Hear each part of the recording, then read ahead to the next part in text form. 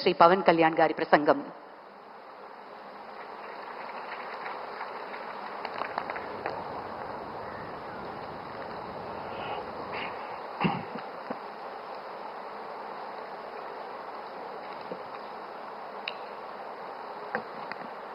ఉదయ బ్రహ్మస్వరూపం మధ్యాహ్నేతు మహేశ్వర సాయంకాలేతు స్వయం విష్ణు త్రయామూర్తి దివాకర.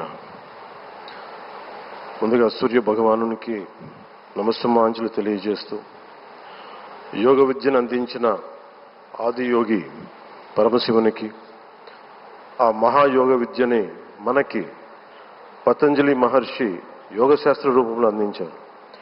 వారిరువురి పాదపద్మములకు నమస్కారాలు.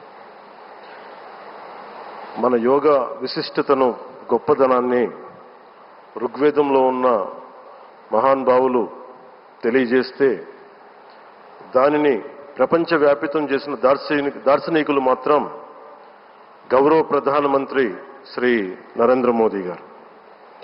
భారతీయ సనాతన ధర్మం తాలూకు విశిష్టతను యోగా ద్వారా విశ్వవ్యాపితం చేసిన ఘనత ఆయన సొంతం. యోగా సాధకులు ఎంతటి దృఢచిత్తాన్ని కలిగి ఉంటారు, ఒత్తిడి జయించి సంకల్ప సాధకులుగా ఎలా నిలబడతారన్న దానికి కూడా మన గౌరవ ప్రధాని శ్రీ మోదీజీ గారు నిలువెత్తు ఉదాహరణ. ప్రపంచ యోగా దినోత్సవం యావత్ భారతవానికి, భారతీయులకి దక్కిన గౌరవం. సరిగ్గా ఒక 2014లో అప్పటి ఐక్యరాజ్య సమితిలో గౌరవ ప్రధానమంత్రి మోదీ గారు ప్రవేశపెట్టినప్పుడు దాదాపు 177 దేశాలు ఈ రెజల్యూషన్కి మద్దతు పలికినాయి. ఇంతమంది మద్దతుని కూడగట్టగలిగి ఈ రోజున మనకి 2015 నుంచి యోగా దినోత్సవం ప్రారంభమైంది. ఈ రోజున గౌరవ ప్రధానమంత్రి మోదీజీ గారి పిలుపు మేరకు మనం మొదట విశాఖ 11వ యోగా దినోత్సవ సంబరాలకు వేదిక అయింది. శ్రీ మోదీజీ గారి సమక్షంలో గౌరవ ముఖ్యమంత్రి వర్యులు శ్రీ చంద్రబాబు నాయుడు గారి కృషితో ప్రపంచ రికార్డుకు వేదికగా నిలిచింది.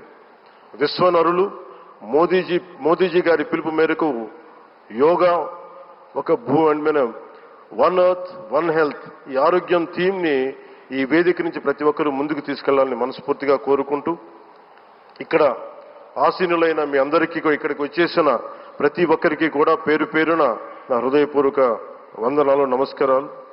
అలాగే గౌరవనీయులైన గవర్నర్ గారి శ్రీ అబ్దుల్ నజీర్ జీ గారికి, గౌరవ ముఖ్యమంత్రి శ్రీ నారా చంద్రబాబు నాయుడు గారికి, civil aviation minister Kinjarapu Rammohan Naidu గారికి, అలాగే మనకి AYUSH minister of state independent charge Shri Prataprao Jadhav గారికి, అలాగే వేదిక పైన ఉన్న ప్రతి ఒక్కరికి, గౌరవ కేంద్ర మంత్రివర్యులకి, రాష్ట్ర మంత్రివర్యులకి, ప్రతి ఒక్కరికి పేరు పేరున ధన్యవాదాలు తెలియజేసుకుంటూ సెలవు తీసుకున్నాను. జయ భారత్, జయ హింద్.